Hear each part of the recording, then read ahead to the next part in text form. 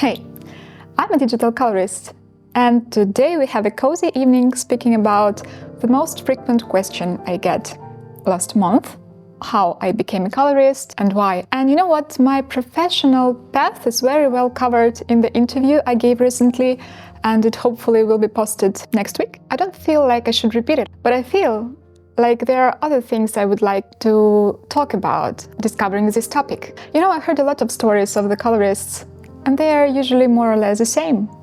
People are coming from videography or photography or any kind of art.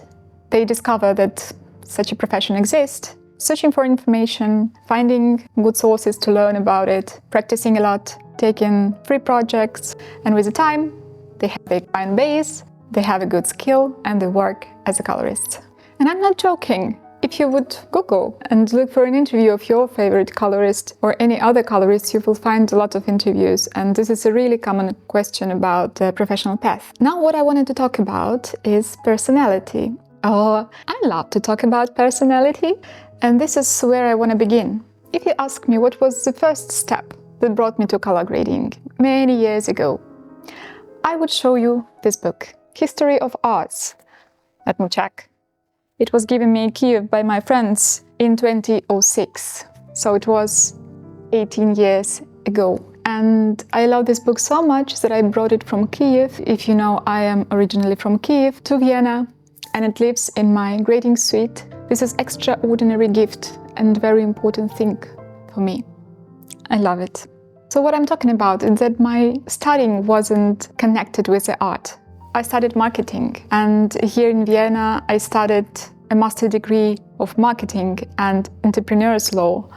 And the whole my life in Ukraine I've been working in the restaurant business. I received my restaurant license as well here in Austria, so it's not really related to art. But still, I was really interested in arts since 2006. And I believe that fortune was extremely kind to me, putting me into Vienna, because I live in the atmosphere of art. Here are so many museums, gallerias, trading houses, vintage shops, antique shops. It's just everywhere. Even this architecture, even its fashion. I was really inspired and I wanted to do something creative. I was buying new books about arts and artists, same as this one. I guess I need to start a collection, really. I enjoy these books so much that I buy them in any language. It's like I have it in German, in English, in Russian, in Ukrainian. This book was also given me by my client. Thank you, Julia. I enjoyed this book very much. And actually, it's not about paintings, tapestries. I prefer the water gobelins, and it's extremely interesting. And the last book I want to show you was given me also by my client, thank you, Anne, on this year's New Year party about details in vintage clothing, fashion and materials and accessories.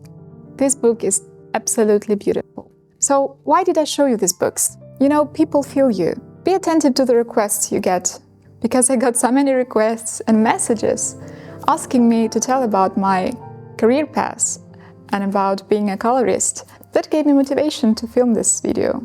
So going back to personality, I feel like the system must be solid. I love these books and people present them to me because somehow they feel energy from me. I'm really into antiques. I'm really into vintage. I wear vintage every day, and not because it's my goal. Just it happens like that, because about a half of my wardrobe are vintage pieces. My jewelry is vintage. My today's bag is a vintage one.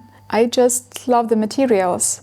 I love the shapes. I love the femininity, if you want. I have nothing against masculinity. I just feel that femininity is more my cup of tea. I love the materials. I love the quality. I love the cut. I love the price, because vintage things are usually much more affordable than modern designer pieces. And what I can say for sure, that all these things really impact my style as a colorist. I enjoy very much when I become paintings as a references for video. I just love it. And somehow I got clients that bring me paintings as a references. So think about things that you got as presents. Think about what you enjoy in your life? What gives you pleasure? What can you do for long without being tired? Because background is important. Your background. I believe every person is unique. And yes, we may do standard things, but as a personalities and as a professionals, we always add a salt of our soul, our vision, our talent, and our style. I wish you all to find inspiration in the things that surrounds you. Find the job you love, and if it would be color grading, stay with me. See you next videos.